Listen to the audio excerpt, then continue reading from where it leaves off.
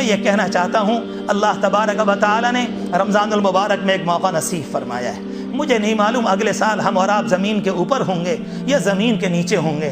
اللہ سب کی عمر میں برکتیں نصیب فرمائے، اللہ عافیتوں کے ساتھ رکھے، اللہ نظر بد سے محفوظ فرمائے۔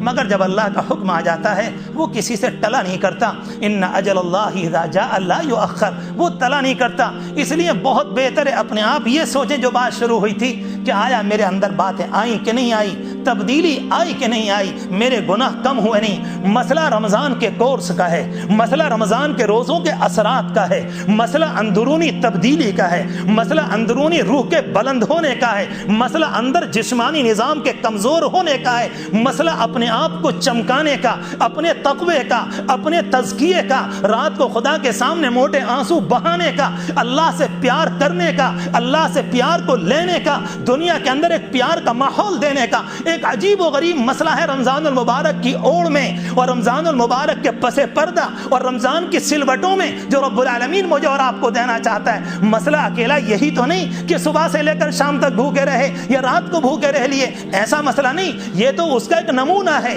یہ تو اس کی ظاہری شکل ہے۔ اس کے ذریعے بندے کو اللہ کیا کیا دینا چاہتا ہے۔ حدیث شریف پر غور کریں، حضور پاک علیہ السلام نے فرمایا روزے داروں کے لیے پرندے دعا کرتے ہیں، روزے داروں کے لیے چونٹیاں دعا کرتی ہیں، روزے داروں کے لیے مچھلیاں دعا کرتی ہیں، روزے داروں کے لیے رب العالمین نے دروازے کھول دیے ہیں۔ روزے داروں کا افطار اور روزے داروں کا خاص ایک نظام، رب العالمین کل میدان قیامت میں حشر کے میدان میں ان کے استقبال کا طریقہ الگ ہوگا۔ اور اللہ کا شکر ہے الحمدللہ یہ مجمع مسلمانوں کا روزے دار ہے۔ میرے مالک جب ظاہری شکل آپ نے دی، امید ہے آپ باطن کو بھی دے دیں گے۔ جب آپ نے گھر میں بلا ہی لیا، اگر کسی سے ناراضی ہوتی ہے تو شادیوں کے موقع پر گھر میں نہیں بلایا جاتا، اس کو دعوت نامہ نہیں جاتا، جیسے ہمارے ہاں کہا جاتا ہے کہ فلاں کے گھر مت جانا دعوت نامہ لے کر، ان سے آج کل ہماری ناراضی چل رہی ہے۔ اگر وہ ناراض ہوتے تو مجھے اور آپ کو اپنے گھر میں آنے کی توفیق نہ دیتے، اگر وہ ناراض ہوتے ان ٹانگوں کو وہیں پر توڑ دیتے۔ جب دروازے کو کھول دیا اور اپنے گھر میں بلا کر بیٹھا لیا، ہم بھی پورے مسکین بن کر، پورے قلاش بھکاری بن کر رب العالمین سے بھیک مانگ لیں کہ رب العالمین ہمیں دے ہی دیجئے۔ ہم بھی آپ سے مانگنے والے ہیں، اپنے لیے بھی مانگا کریں، امت کے لیے مانگا کریں۔ یہ بات میں نے کل ایک جگہ نجی مجلس میں کہی تھی، اس کو ذرا دہرا دوں۔ حالات بڑے خطرناک ہیں، حالات بہت پرفتن ہیں۔